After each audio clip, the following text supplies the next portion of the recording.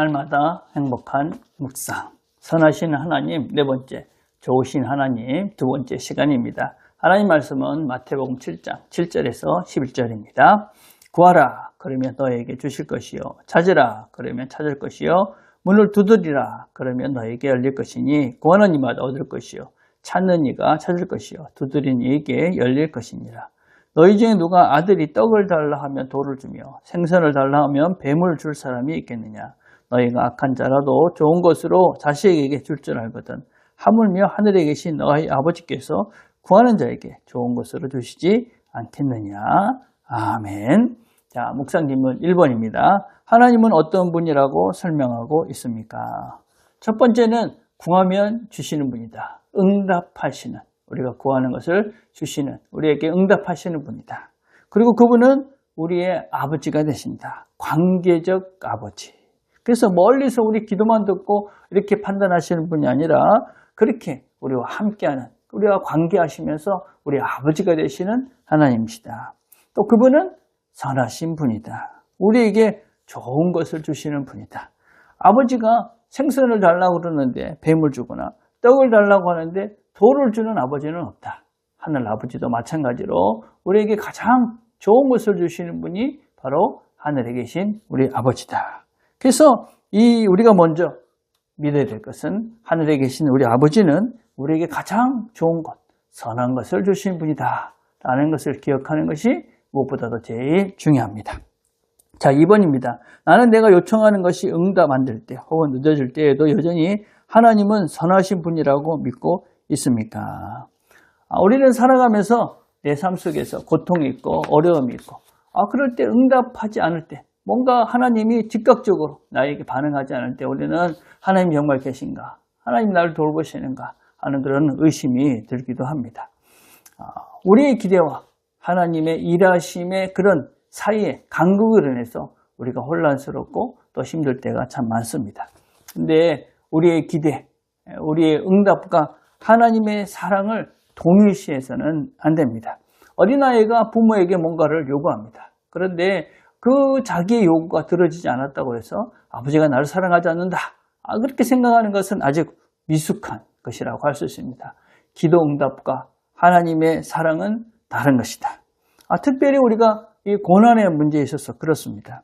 하나님이 선하신 분인데 왜 나에게 이런 고통을 주시는가?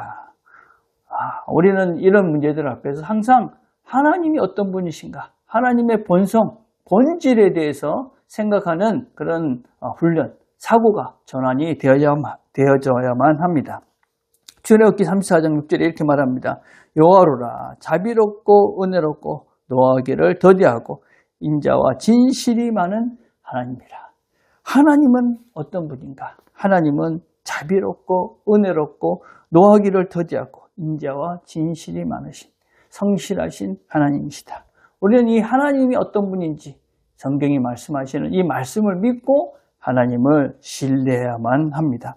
신앙인의 걸음이 무엇이냐? 신앙인은 무엇이냐? 우리의 삶의 문제를 하나님이 뚝딱 해결해 주시는 그런 하나님을 믿고 가는 것이 아니라 나와 함께 하면서 하나님이 나를 선한 길로 인도하신다는 그 믿음을 가지고 하나님과 함께 살아가는 과정이 바로 신앙의 여정이다. 그리고 그 하나님께서는 분명히 나에게 더 좋은 것을 주신다. 그런 믿음을 가지고 이 걸음을 걸어가는 것이 바로 신앙인, 믿음의 사람들, 선하신 하나님을 믿는 우리의 삶의 실제다. 자, 3번입니다. 선하신 하나님이 나에게 주신 것들은 무엇이 있습니까? 그것을 인식하고 감사하고 있습니까? 하나님이 주신 것 한번 생각을 해봅시다. 많지요. 일상의 모든 것들입니다. 내 생명, 호흡, 또 오늘이라는 선물, 햇빛과 비와 편안한 잠자리와 먹을 것들. 우리는 익숙했기 때문에 잊어버리고 있는 하나님 주신 많은 것들이 우리가 잊고 살 때가 참 많이 있습니다. 익숙함 속에서 있는 하나님의 손길들을 누리고 사는 것이 정말 복된 길이다라고 할 수 있습니다. 또 사람들이 있습니다. 가족들이 있고 친구들이 있고 공동체가 있고 나를 이해해주는 사람이 있고 나를 또 성숙시켜가는 사람들도 있습니다. 이 모든 사람들이 또 하나님이 주신 그런 하나님의 배려인 것이죠. 또 때때로 고난도 있습니다. 이해가 되지 않고 힘듭니다. 그러나 시간이 지나가고 언젠가는 그 이유도 우리가 알게 되고 또 그것도 감사합니다. 가장 큰 선물은 무엇입니까? 하나님 자신입니다. 하나님, 선하신 하나님, 나와 늘 함께 하시는 하나님, 그 하나님이 우리에게 가장 소중하고 귀한 그런 존재다라고 할 수 있습니다. 오늘도 이 모든 것들 속에서 하나님의 임재를 경험하시면서 풍성한 삶을 살아가는 저와 여러분 되기를 간절히 바라겠습니다. 함께 드릴 기도는 선하신 하나님께서 우리에게 주신 모든 것들을 늘 인식하고 감사하며 기도하는 삶이 되도록 기도했으면 좋겠습니다. 하나님 아버지 참 감사합니다. 오늘도 함께 말씀을 들었습니다. 우리가 일상 속에서 하나님께서 주신 것이 참 많은데 그것을 잊어버리고 하나님 감사하지 못하고 늘 불평과 또 불안해하며 두려워하며 살 때가 많습니다. 하나님이 주신 것들을 하나님 주신 복을 헤아려 보며 오늘 하루도 복되고 즐거운 기쁨 속에 평안을 누리는 하루가 되도록 은혜를 베풀어 주시옵소서. 예수님의 이름으로 기도드립니다. 아멘.